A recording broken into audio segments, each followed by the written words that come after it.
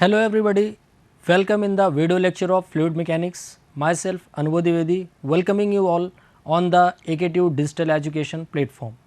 Today in this lecture we will be discussing about the measurement of pressure using manometers, center of pressure and hydrostatic forces. We will have the look. First of all, we will have the glance on the topics which has been covered in the previous lecture, and then we will discuss manometer and its type. Pressure calculation in inverted U-tube manometer. We will have the example by calculating the pressure in inverted U-tube manometer, which comes under the differential manometer, which we will be looking forward. Okay. Then we will discuss hydrostatic forces and total pressure and center of pressure. After understanding of total pressure and center of pressure, we will calculate the total pressure and center of pressure on inclined plane which is submerged in a liquid, and then after we will have the summary. Okay. So, after, in that section we will summarize what we have studied in today's lecture. With the help of glance on the topics which has been covered in the previous lecture, we can see previously we discussed viscosity, Newton's laws of viscosity, types of fluid, pressure and its measurement. So, in section of the pressure and its measurement, we have understood the pressure, we have also got to know about the hydrostatic law, then we got the relationship between the absolute pressure, gauge pressure and vacuum pressure. Now, we will come on the second part, that how the pressure is measured.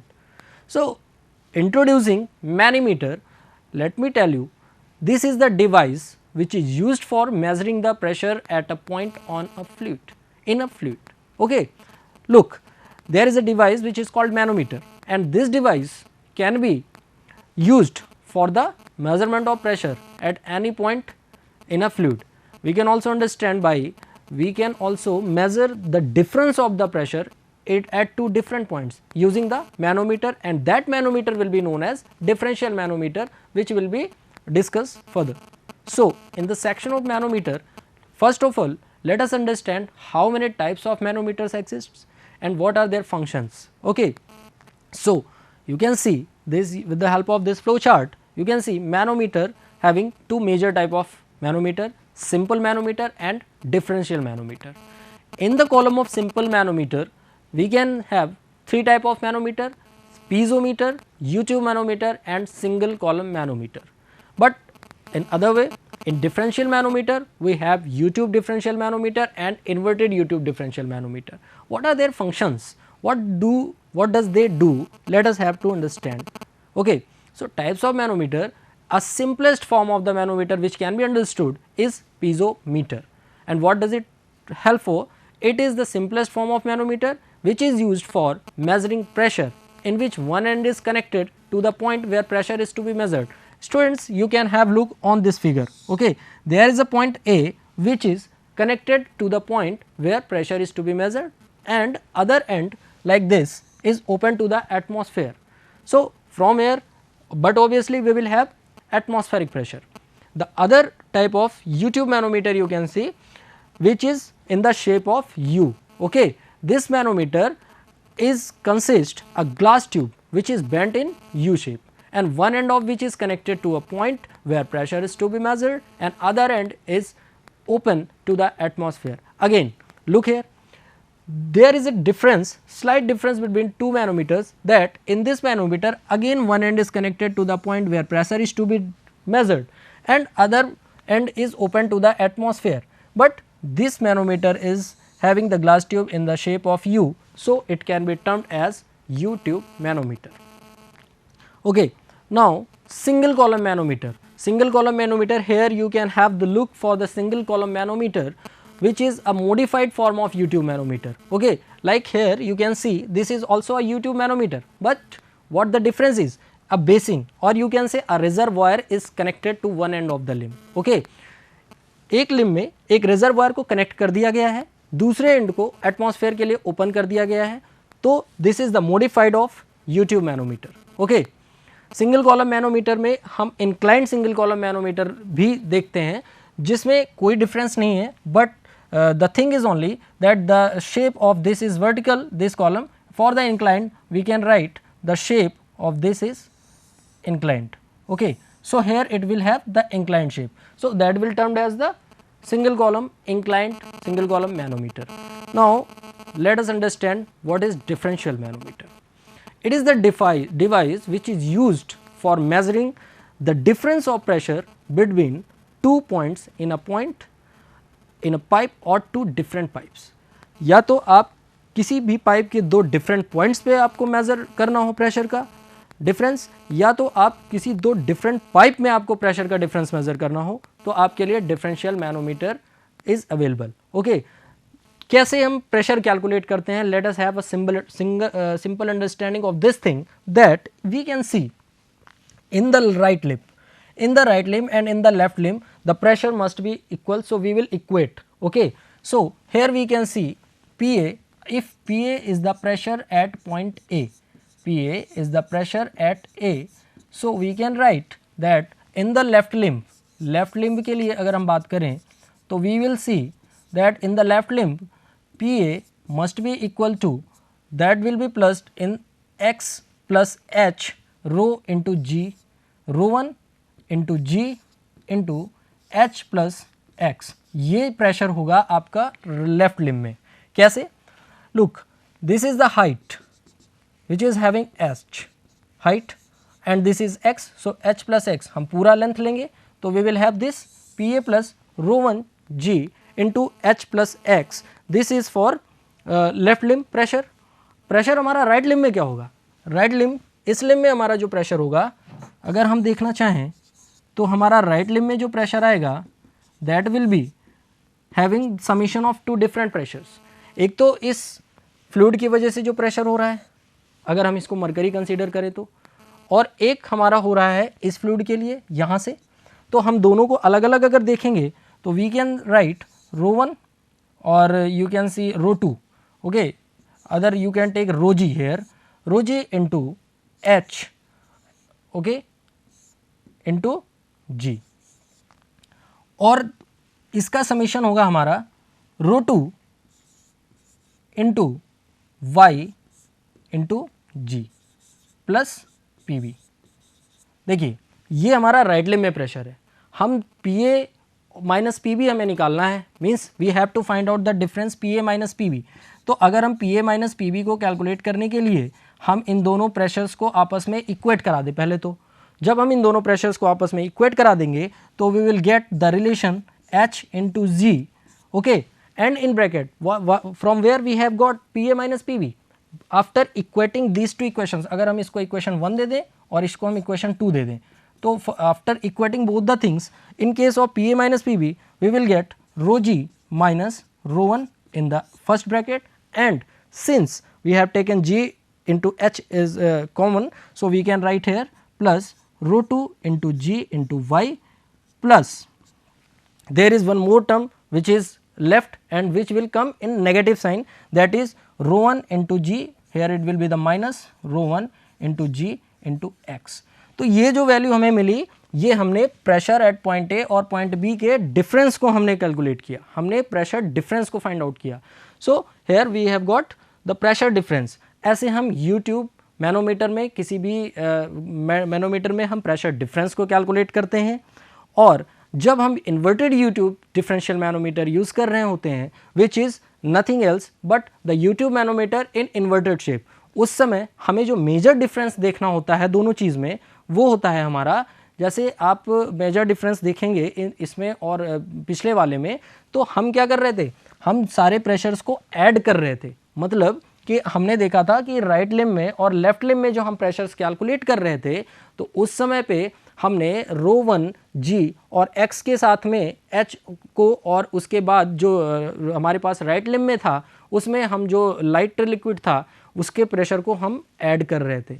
लेकिन यहाँ पे क्या होगा, inverted YouTube में हम pressure को add नहीं करेंगे, पीए के साथ में ऐड नहीं करेंगे, बल्कि माइनस करेंगे.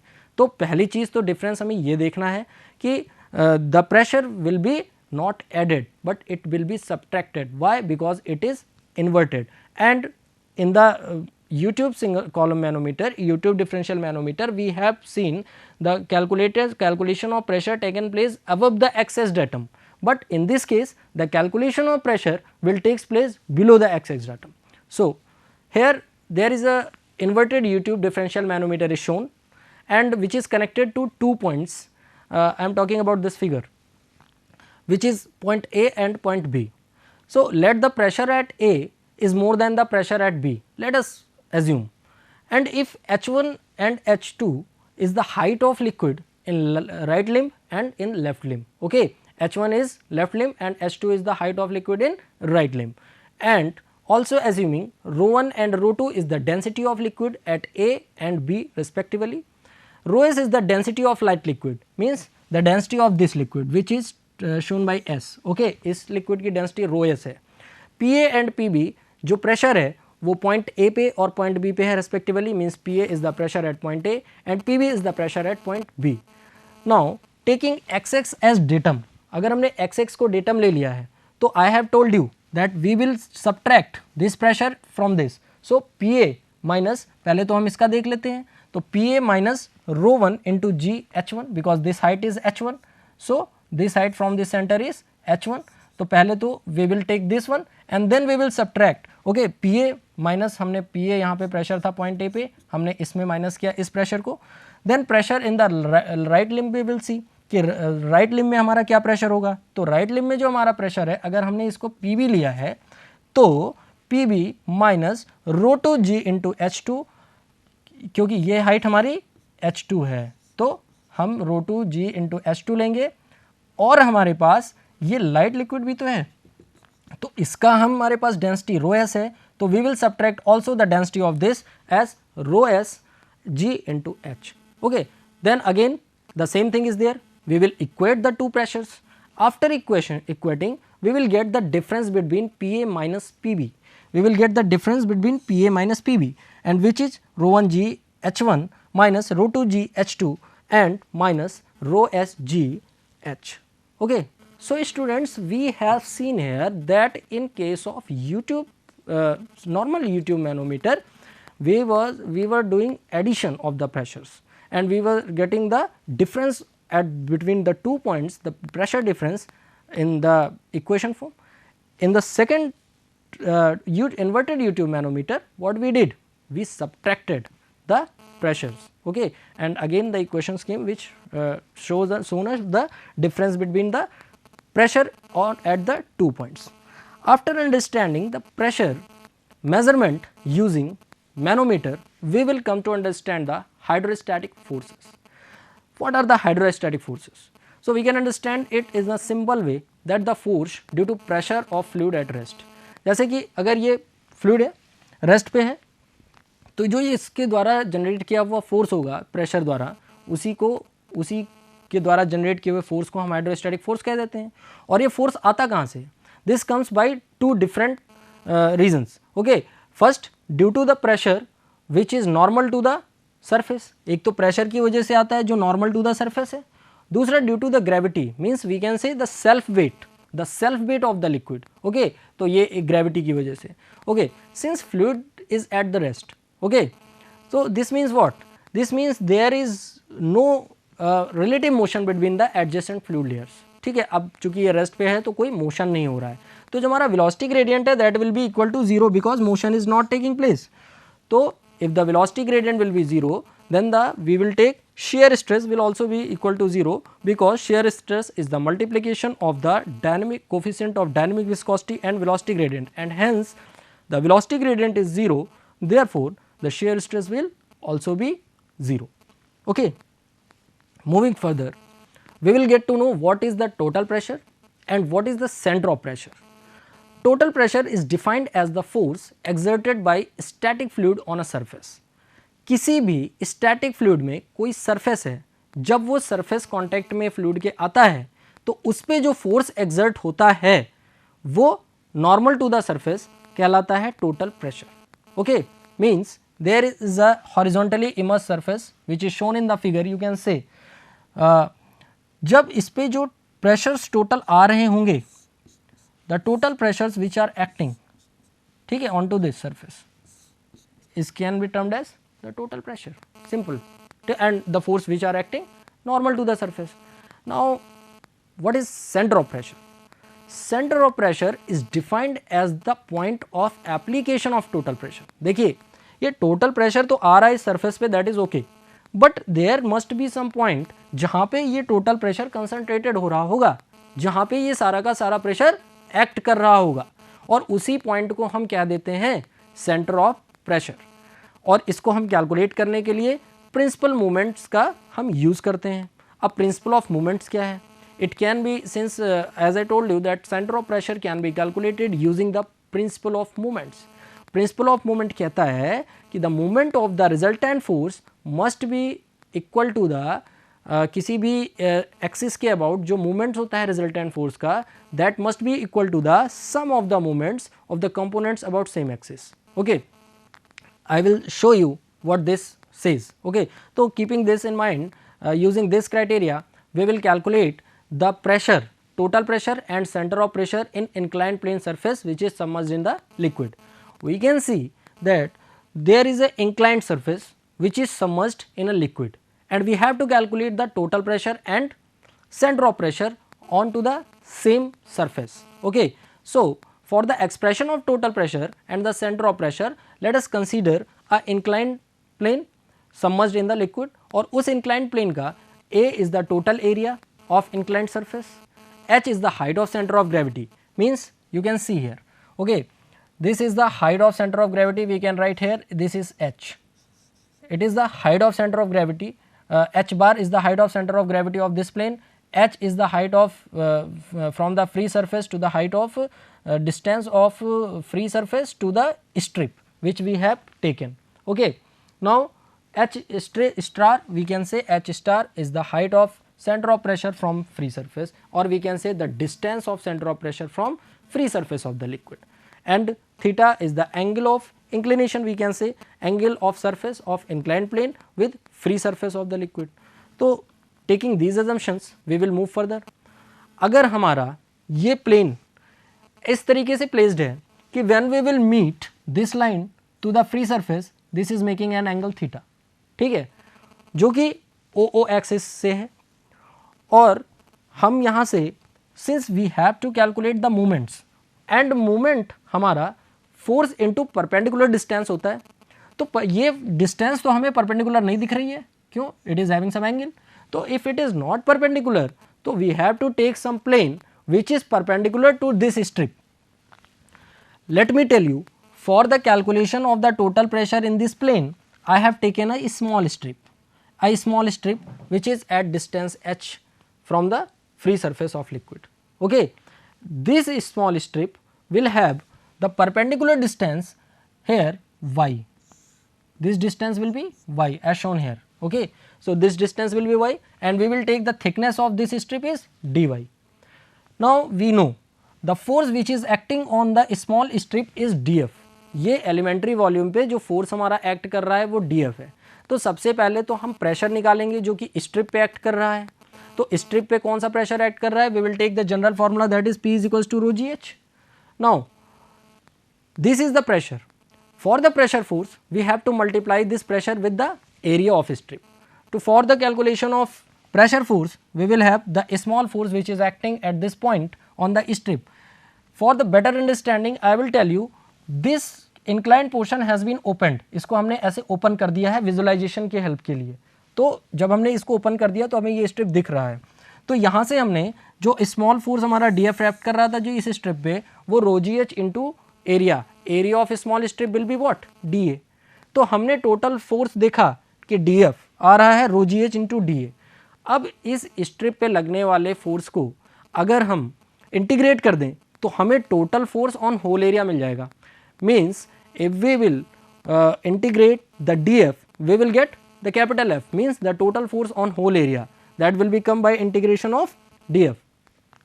We did the integration. Okay, now look, before integration let us see one thing. This plane, if we will take this as a triangle, means h and this y and h and this surface. Okay, this is a triangle.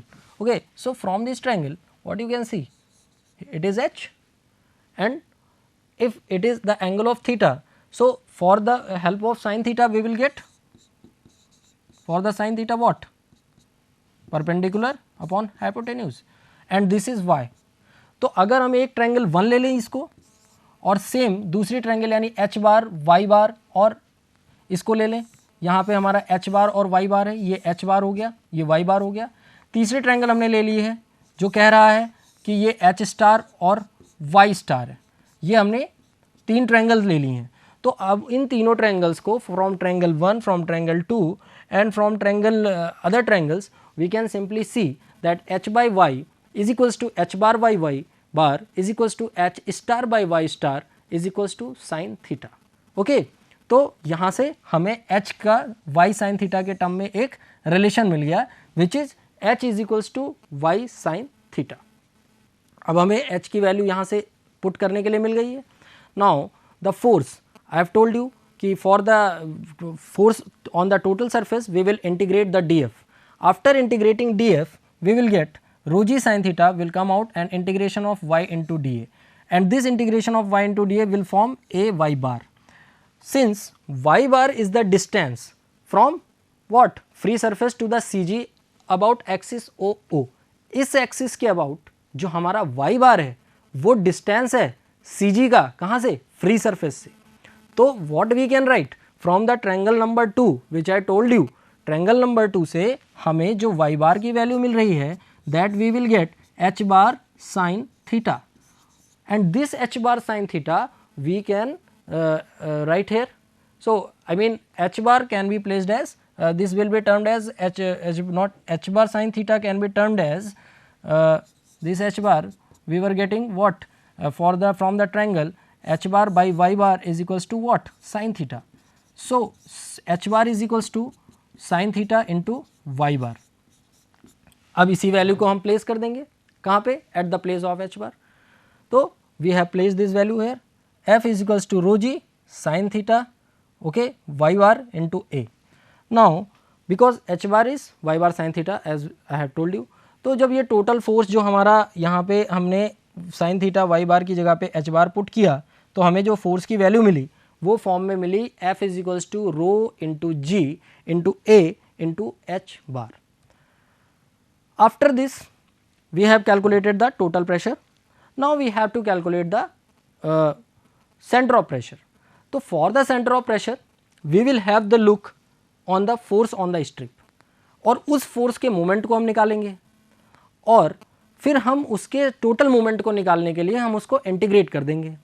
Then we will get the sum of moment of all such forces, and using the principle of the moment we know that the total force, the moment of the total force which is coming at point P must be equal to what, must be equal to the sum of the moment of all such forces about OO। okay, तो ये कहता है हमारा principle of moment। तो let us start और हम देखते हैं कि ये कैसे होता है। तो हमने देखा कि फोर्स ऑन स्ट्रिप df लग रहा है rho ji H into D A, because we have already calculated the force df. Now at the place of h we have put y sin theta, then the equation becomes rho g y sin theta into dA। कैसे, हमने h की जगह पे y sin theta put कर दिया। Now the moment of force df about oo, यानी कि अगर हम ये जो फोर्स do लग रहा है इसका हम df लग रहा है इसका हम मोमेंट oo एक्सिस के अबाउट निकालें तो हमें क्या मिलेगा, फोर्स इंटू परपेंडिकुलर डिस्टेंस, और ये डिस्टेंस कितनी है y, तो force into perpendicular distance means D F into Y. Now put the value of D F, D F की वैल्यू हमने देखी है rho G Y sine theta into D A multiplied by Y, तो rho G Y sine theta D A multiplied by Y will become rho G Y square sine theta into D A. अब ये जो rho G Y square sine theta into D ए आया है, अगर इस value को हम इंटीग्रेट कर दें तो हमें sum of moment of all such forces मिल जाएगा कहाँ पे, ओ एक्सिस के अबाउट। अब ओ एक्सिस के अबाउट हम देखते हैं कि हम कैसे इसको इंटीग्रेट करके हमें क्या वैल्यू मिलती है। तो let us integrate this, after integrating we will take out rho ji sine theta in outward direction. अब हमने रो जी साइन थीटा हमने we have taken out, we will get the integration of y square d a. Students look at this point, what is this, ये क्या है, ये हमारा second moment of area है। मतलब आप यहाँ से देख सकते हैं कि अगर हमने y इंटू डी ए था जो मोमेंट ऑफ एरिया बता रहा था, और ये अब हमारा सेकेंड मोमेंट ऑफ एरिया है, तो integration of y square d a will become moment of inertia of the surface, और वही सेकेंड मोमेंट ऑफ एरिया क्या बन जाता है, मोमेंट ऑफ इनर्शिया, जिसको हम किससे रिप्रेजेंट कर रहे हैं, हम आई नॉट से रिप्रेजेंट कर रहे हैं। तो यानी कि हम इस टर्म की जगह पे क्या पुट कर देंगे, हम इस टर्म की जगह पे आई नॉट पुट कर देंगे, और फिर हमारा जो इक्वेशन बनेगा sum of moments of all such forces का, वो बनेगा rho ji sine theta I nought, और हमने इसको इक्वेशन 2 ले लिया है। ठीक है, अब ये इक्वेशन हम ध्यान में रखना है हमने। ठीक है, rho ji sine theta I not, यहाँ पे हमने आई नॉट कहाँ से लिया है, क्योंकि हमने इंटीग्रेट कर दिया वाई स्क्वायर डी ए को। ठीक है, now moving further, one more thing which we have to, अभी आपने देखा था कि जो प्रिंसिपल ऑफ मोमेंट है वो कहता है कि मोमेंट ऑफ टोटल फोर्स जो होगा वो हमारा होगा moment of all such forces. ठीक है, अभी we have discuss this in the previous slide, now we will implement that thing. Okay, so moment of total force, force f क्या होगा, ओ एक्सिस के एफ इंटू वाई स्टार। देख लीजिए figure से आपको दिख पा रहा है कि ये टोटल फोर्स एफ यहाँ पे लाई कर रहा है, यहाँ पे एक्ट कर रहा है, और यहाँ से यहाँ तक की जो डिस्टेंस है वो वाई स्टार है। तो distance force into perpendicular distance से हम मल्टीप्लाई करेंगे, हमें टोटल फोर्स का मोमेंट मिल जाएगा। अब इस टोटल फोर्स के मोमेंट को हम इक्वेट कर देंगे ऑल सच फोर्सेस के मोमेंट में using principle of moments, and then we will get the value of y star here. Okay, इस वाई स्टार की वैल्यू हम इसके टर्म में हमें मिल गई। We know y star is h star sine theta, again use that triangle thing. Okay, उस triangles का यूज करके हमें फिर से we have that relation, and we know that F is equals to rho G A H bar. ये दोनों बातें हमें ऑलरेडी पता हैं। वी ऑल्सो नो कि ये जो मोमेंट ऑफ इनर्शिया है ये आई जी प्लस ए वाई बार स्क्वायर है। कहाँ से आया ये थ्योरम ऑफ पैरेलल एक्सिस से आया। तो अब हम इन सारी वैल्यूज़ को, यानी एफ की वैल्यू, वाई स्टार की वैल्यू और आई नॉट की वैल्यू को हम इस इक्वेशन में डालेंगे, और after substitution we will get the equation as of H bar. अब एच बार का इक्वेशन हमें ये मिलेगा, हम वैल्यू को पुट कर दिए हैं, और उसके बाद we will simplify this value, यहाँ पे वाई बार स्क्वायर की जगह हम H bar square upon sine square theta put करेंगे, then we will get H star is equals to I G sine square theta A H bar plus h bar, which will be the equation number 5, and this equation gives the expression for center of pressure. So students, in this slide, in this lecture we have studied the manometers, and which are used for measuring the pressure at a point in a fluid by balancing the column. और हमने देखा कि अगर theta हमारा 90 degree है तो जो centre of pressure जो आता है सेम हो जाता है किसके लिए, वर्टिकल सबमर्ज सरफेस के लिए। यानी अगर यहाँ पे हमने थीटा 90 डिग्री रख दिया होता तो हमारा जो इक्वेशन है वो सेम हो जाएगा वर्टिकल के लिए। ओके, और आई जी हमारा मोमेंट ऑफ इनर्शिया है इंक्लाइंड सरफेस के लिए। So I hope this you have understood the things. Thank you very much.